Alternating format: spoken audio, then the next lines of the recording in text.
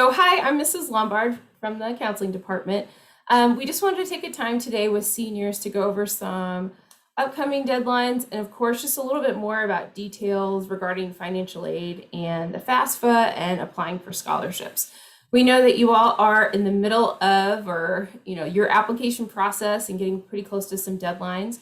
So first, just a reminder, we did send an email, Ms. Firstrate and I, to our students reminding if you do have a November 1st college application deadline, we want you to make all of your requests for transcripts and letters of recommendation by the end of this week. So if you haven't already, make those requests for transcripts via Naviance using the instructions that we emailed to you this week. There are also several different places on our Canvas page and here in our office. So if you know that you will need a transcript in the next couple of, days or weeks, then please go ahead and put the transcript in so that we have time to work on it. If you are in need of a teacher letter of recommendation, we recommend that you do it in person with your teacher or via email with your teacher first, and then you'll need to submit the request through Naviance. So again, those instructions were emailed to you as well. If you need a counselor letter of recommendation, you actually will make that counselor request directly with your counselor, so either me or Ms. Firstrate via email. We do have a questionnaire that we want you to fill out to just help us write a letter. So we'll need you to let us know that you need a letter and when by, and we'll be happy to send you the questionnaire and get you on our list for letters along with your due date. We have our contact information, of course, listed there. You can find us in Google. Hopefully most of you have met with us individually or in a group by now. And of course, if you need anything or have any questions, definitely reach out and contact us. All right, so we're going to dive right into financial aid. I know there's a couple of classes who just joined us, but today we're talking about financial aid and scholarships. And so just some basic things that you should understand as you're going through the application process and looking for ways to fund your education. College is expensive. There's no doubt about that. I'm sure as you have been on college visits and attending college tours, you're looking at these dollar amounts and your families are trying to figure out how, you can make this happen for next year. So just going to talk about a few different things that will help you understand kind of where money comes from to help pay for school. So there's two different types of financial aid. There's need-based financial aid, which is based on your family's income and how much money you need to help pay for school. So that need is determined by the FAFSA. So the FAFSA we'll talk about in a little bit more detail in just a second, but the FAFSA is how you are going to access grants, loans, and federal work study to help pay for school. Grants are just money that will come off of your tuition costs. So there's nothing that you need to do or earn. Is strictly just based on your family's income and then just help that is awarded to your financial aid package. Obviously, student loans are a big part of many students' financial aid packages, and those loans through the federal government typically are the ones you'd want to access first. So we encourage you to, take a look at all of your options, but filling out the FAFSA is really the best way to access, most of those need-based awards. Merit-based awards are accessible through information that you'll submit to a number of places. So scholarships can come from colleges and universities themselves. They can come from your local community here in Webster Groves or in the high school. They also can come from your state. They can come from a private organization, your parents' workplace. There's lots of different things and lots of different places that you can access to try to get some merit-based money. So all of those have different types of requirements and deadlines, and they're very specific just depending on who's awarding them. So a little bit about the FAFSA, and I will go through and kind of show you what to expect as you start this. Many of you and many of your families have already started and maybe even completed the FAFSA. It was available to start filling out on October 1st of this year. So you're certainly not behind if you haven't started it, but we do recommend that you complete it in the first few weeks that it's available. Some of that need-based aid, especially some grant money, can be awarded on a first come, first served basis. So they obviously, if they find out that you need a lot of money for school, they will try to meet your need and they'll notify you of that. But there aren't unlimited funds for some of those need-based, especially grants. So we definitely encourage you to get that done in the first few weeks of its availability. And each school and each state will also have a deadline. So Missouri's deadline is February 1st, but for some schools like University of Missouri, they want that information at the 1st of 2022. So definitely, I'll just show you the site here if it'll let me go. This is the FAFSA website. So this is where you would begin the application with your parents. There is a portion that you will have to fill out in addition to your parents, and you do have to complete, some registration and get a way to sign the FAFSA for both the student and the parent. So it's a good way to go ahead and start getting some information about the process, figure out what you need to fill out the FAFSA. And there's a lot of questions and great information here on the FAFSA website. So we hope that you'll start here and access that. And that's just that studentaid.gov. I should mention you shouldn't pay to fill out the FAFSA. It is called the Free Application for Federal Student Aid. It's run through the United States government. So if you end up in a place where it's asking you to submit any money to fill out the FAFSA, then you're probably on the wrong site. So don't feel bad about reaching out and making sure you're in the right place as you start to submit your forms. So scholarships. So I'll spend probably bulk of our time here talking about scholarship applications. It's a pretty common question that I get this time of year.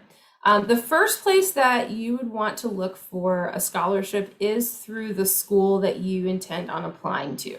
So for each of the schools that you have on your application list, you should also note to see if they have an additional scholarship application that might be necessary for you to fill out. So I'm going to go through a couple of examples here. We'll start with Mizzou.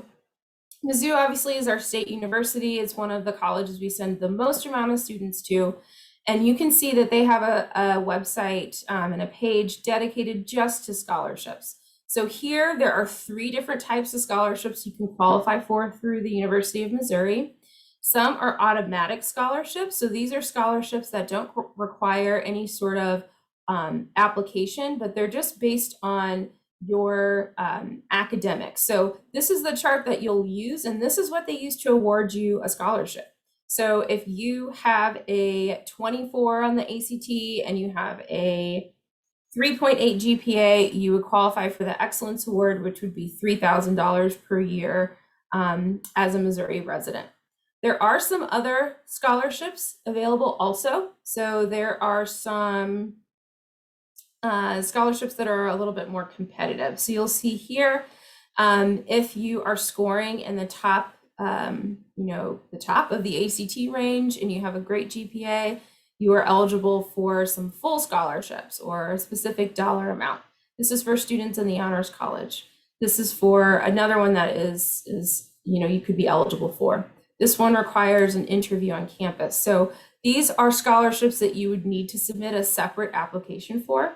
So it's just another, sort of important reason why you should apply early, and then also fill out a supplemental scholarship application for Mizzou by December 1st, which is their deadline. If we look at University of Tulsa, which is a private school, let's see. Their scholarships look sort of similar. Let's see. Get back to my slide here.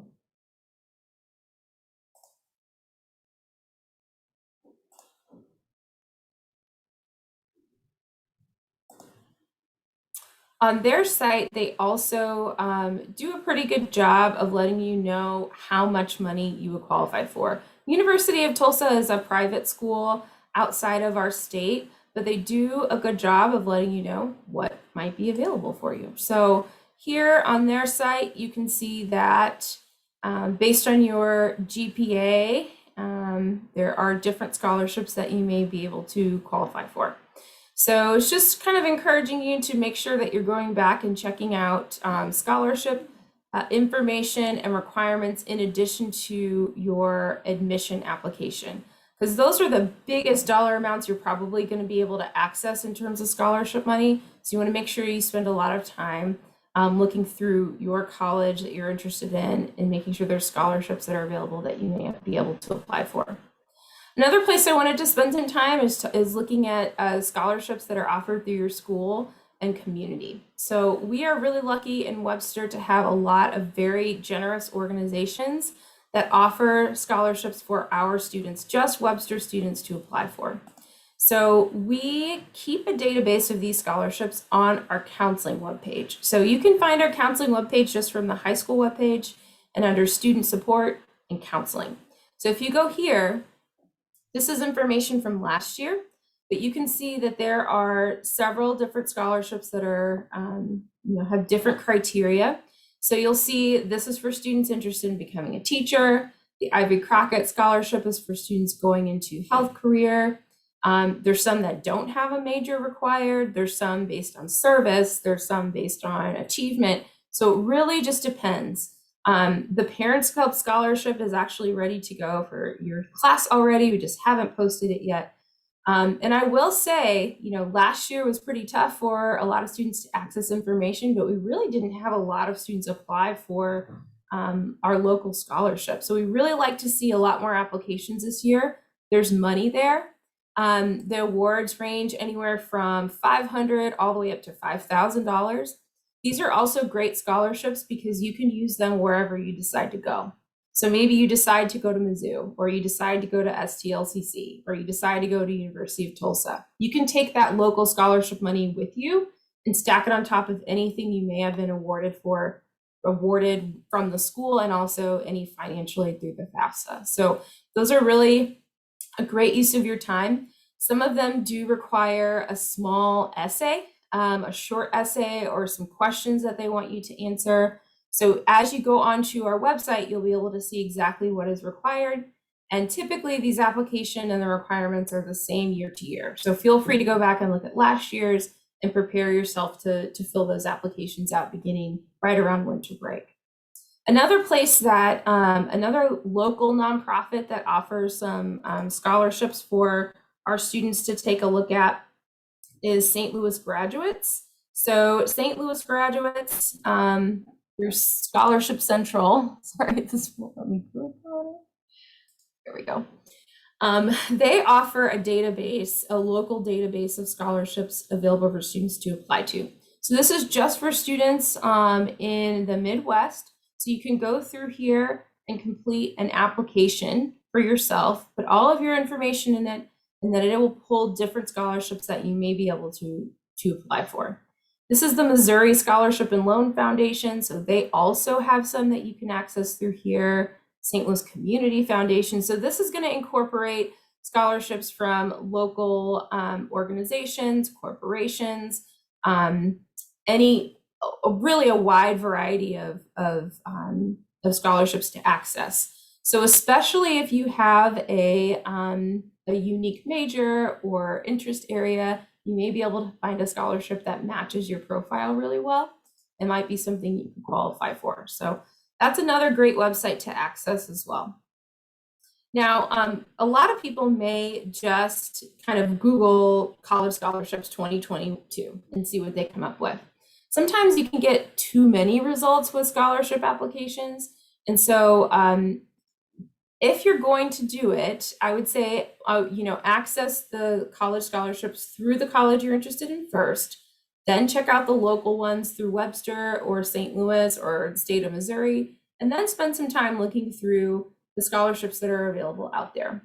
So this is on fastweb.com. And so you are going to see a lot more ads and things on here, but there is a lot of information and links to different scholarships that you can fill out. So this one has a deadline at the end of the month. Now this is national awards. You're competing against a lot of students around the country, but somebody has to win it. So if you've got time, no essay, you deserve it scholarship, you can apply for that there. So lots of things here you can see. This is just a sampling. If you create a profile on FastWeb, you'll be able to access lots and lots more. So as much time as you have, I think, starting with the places that are closer to you and then working your way out to national awards is a good way to use your time in the scholarship search. Okay, so something that applies to pretty much all of us is the Missouri A+ Scholarship Program. So it is not too late to register to complete the A+ program. It's our hope that every single student graduates from Webster Groves High School with the A+ seal on their transcript. The A+ scholarship covers tuition at any Missouri community college and our state technical school, which is right outside of Jeff City. And that is a great deal, right? It would pay for 2 years of your 4-year education or an associate's degree. Or if you're not headed off to college and you are going to trade school, it could cover, your entire education and send you off into the workforce with no debt, which is fantastic. So we very much recommend the A+ program. The A+ program is also good for up to 4 years after you've graduated from high school. So maybe you're thinking you're going to take a gap year or you're going to work a little bit before you go to college. Still complete your A+ scholarship requirements. If you decide you'd like to take a few classes between now and then, you could still access that until you're almost 22 years old. So it's a great thing to have. It's a great backup plan. Obviously, students who went away to college in 2020 had a pretty difficult year, and some of them decided to come back home and take those classes virtually instead of staying in their dorm room. And so being able to access the A+ that they'd completed just relieved that financial burden for that school year. So really just something to have as your plan A or your plan B. There are some 4-year colleges in Missouri that do recognize the A+ program in the form of a small scholarship. So Missouri State is one of those schools, so is Truman State. So as long as you've completed the A+ program and you have that stamp on your transcript, there's money that is available to you, at your 4-year school as well. The requirements for the A+ program are 2.5 GPA, 95% attendance, and 50 hours of tutoring or mentoring within the Webster Groves School District. So most of our students really do meet these requirements upon graduation. And you do have until graduation to meet all of the requirements. So, if you're a little shy on 1 or 2 of these, we can definitely take a look and see, where we can make improvement and see if you can reach your goal by graduation. A proficient score on the algebra EOC is also required, but a math proficiency can be shown in a couple different ways. So if you didn't get proficient on the EOC, we can either have you retake the EOC before graduation or use a math section of your ACT to see if you could qualify there. So if you have questions about your A+ eligibility, if you'd like to sign up, if you need a log sheet form, if you want to find out if your tutoring or mentoring counts for A+ hours, definitely you can visit with your counselor down in our counseling department. You can also talk with Dr. Yeggins, who's the A+ coordinator. So definitely not too late to register.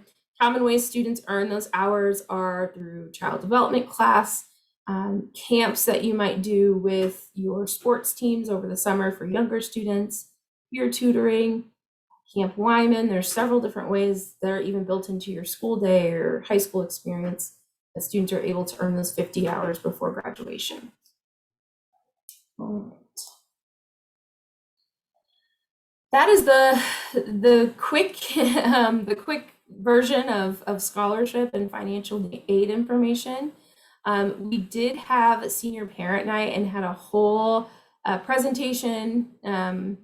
A presentation from St. Louis University with financial aid information that we sent out. So you can definitely go back if you need more information about the FAFSA. And of course, me and Ms. First Rate are down in the counseling department to help you as well. We know everybody's situation is just a little bit different. And so, we're happy to help you with whatever questions that you might have. All right. Yes, I had a question. Can you share this Google slide with us? I'd be happy to. It's got the links in it and stuff, so it'd be nice for you to have it so you can go back and look through some of those websites and whatnot. So hopefully this was helpful to all of you. Again, if you need anything, you can come find us. If you have some deadlines coming up with November 1st applications, be sure to contact your teachers for rec letters, and then Ms. Verstrate or I for your counselor letter and for any transcripts. So that is all I got. Thank you all. Have a fantastic 3-day weekend. I certainly plan to. But it's a great weekend to work on some college stuff or take a visit. So we will see you soon.